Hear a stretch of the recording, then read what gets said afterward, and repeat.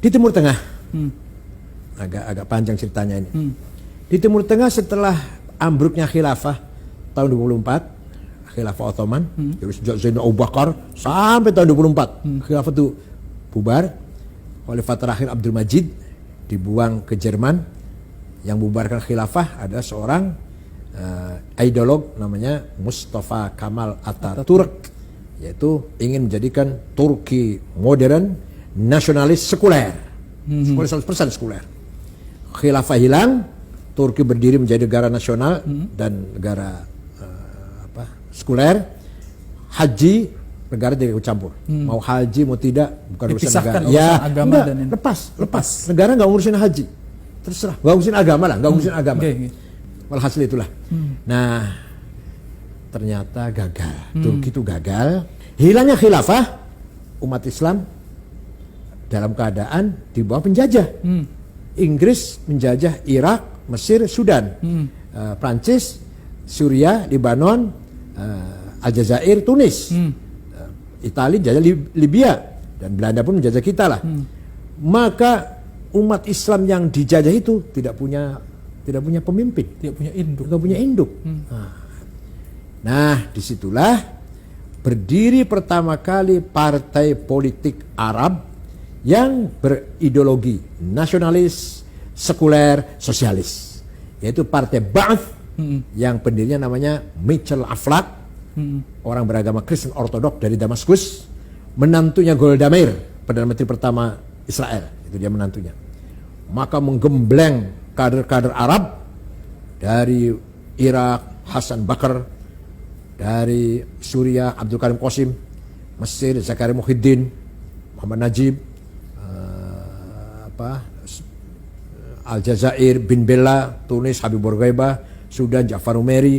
Nanti akan diteruskan oleh kader-kader seterusnya dari Irak, Saddam Hussein, dari Ramadan, Tariq Aziz, dari Suriah, Hafid Assad, Abdul Halim Khaddam, Said Muallim, dari Mesir nanti Muhammad Najib, Jamal Nasir, Anwar Sadat, dari Aljazair nanti bin Jadid, Sadr bin Jadid, Hawari Boumediene, dari dan seterusnya lah. Nah, ini mereka ini yang saya sebut namanya tadi semua adalah aktivis Ba'ath. Ba'ath yaitu nasionalis, sosialis, sekuler, bukan aktivis Islam. Ya, walaupun mereka beragama Islam, tapi geraknya, aktivitasnya, perjuangannya bukan lil Islam, bukan li ajlil Islam, bukan. Justru sekuler, ya sekuler, melawan menjajah. Ini kan cerita masing-masing merdeka kan, negara merdeka. Maka semua negara Arab nasionalis, sosialis, sekuler. Nah, sekutu kebakaran jenggot, karena ini yang merdeka ini di belakangnya semua Soviet ini, di belakangnya sosialis kan. Maka sekutu buru-buru bikin boneka, negara boneka. Ada satu keluarga, kakek, nenek, besan, mertua, pak ade, paman, menantu. Jumlahnya 200.000 dari satu keluarga. Al Khalifah jadi negara Bahrain. Ada lagi 200.000 dari keluarga Al Thani jadi negara Qatar. Ada 2 keluarga, keluarga Jabir, keluarga Sobah, jadi negara Kuwait, 400.000. Ada 7 dusun, 7 kampung, jadi negara Emirat. Itu Dubai, Abu Dhabi, Sharjah, Ajman, Rasul Ain, Fujairah. 7 lah, jumlahnya cuma 650. Sekarang aja jumlah penduduknya 2 juta, 80% pendatang. Yang asli cuma 20%. Sekarang ini sedepok itu. Iya. Nah ini negara bikinan sekutu. Kepentingannya? Nah, untuk mengimbangi negara yang tadi lahir itu Irak, Suriah, Mesir, Sudan yang sudah di belakang. Seperti negara hadiah seperti Brunei, Singapura, New Zealand itu semua negara hadiah dari Inggris semua kan. Nah, walhasil. Setelah demikian berjalan, baru umat Islam sadar, ingin geraklah. Pertama kali orang pejuang ingin membangkitkan umat Islam dengan semangat li ajl Islam adalah Syekh Hasan Al-Banna. Nah, mendirikan partai politik Islam namanya Ikhwanul Muslimin. Tahun 35 36 lah.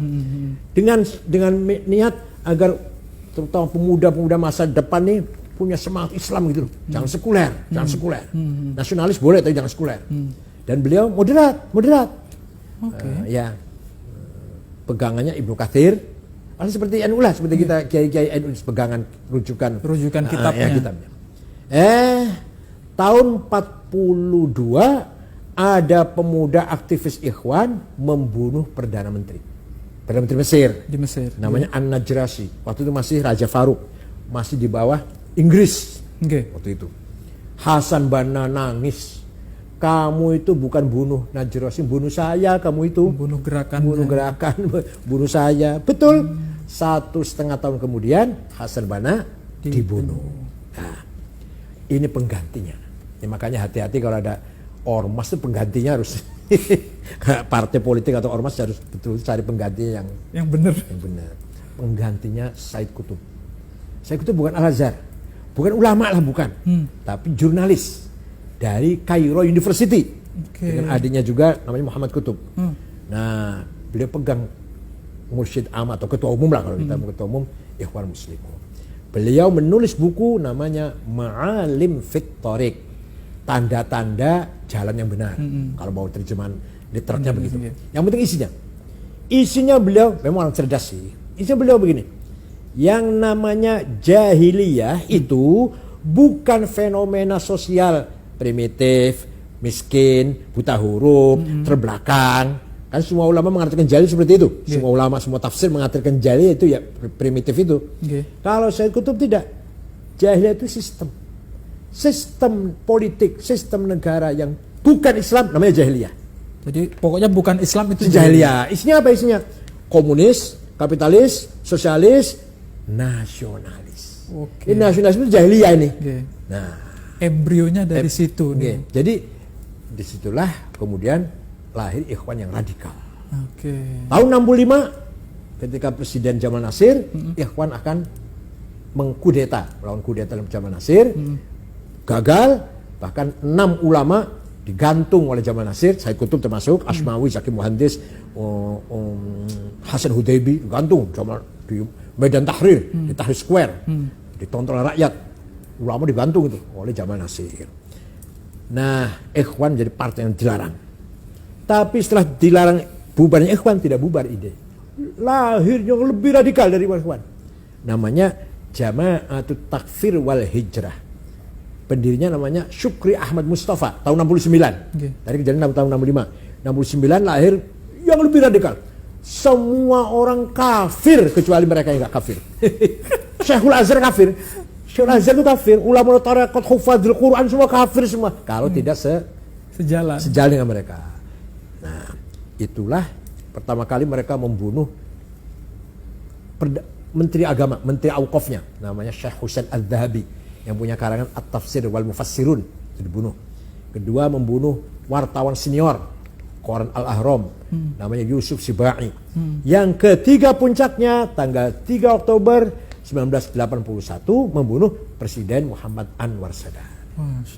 Oleh Husni Mubarak mereka hantam, ternyata tidak bisa habis. Sampai sekarang ada masih di Gurun Sinai, yang nanti itu mereka cikal bakal terus sedunia ini. Dan mereka lah yang kemarin belum lama atau setengah tahun yang lalu atau berapa, belum 1 tahun belum, ngebom sholat Jumat di Rafah, Provinsi Arish, 600 jamaah Jumat mati semua. Kenapa ngebom? Kafir. Jadi sholat Jumat itu kafir. Dia cara berpikirnya luar biasa. Itu karena berbeda dengan mereka itu. Jadi lebih daripada Ikhwan. Kalau Ikhwan ingin syarat Islam gitulah. Ini enggak, takfir. Itu sampai ke kita, Bu ya? Iyalah itu. Nanti kan ISIS juga seperti itu.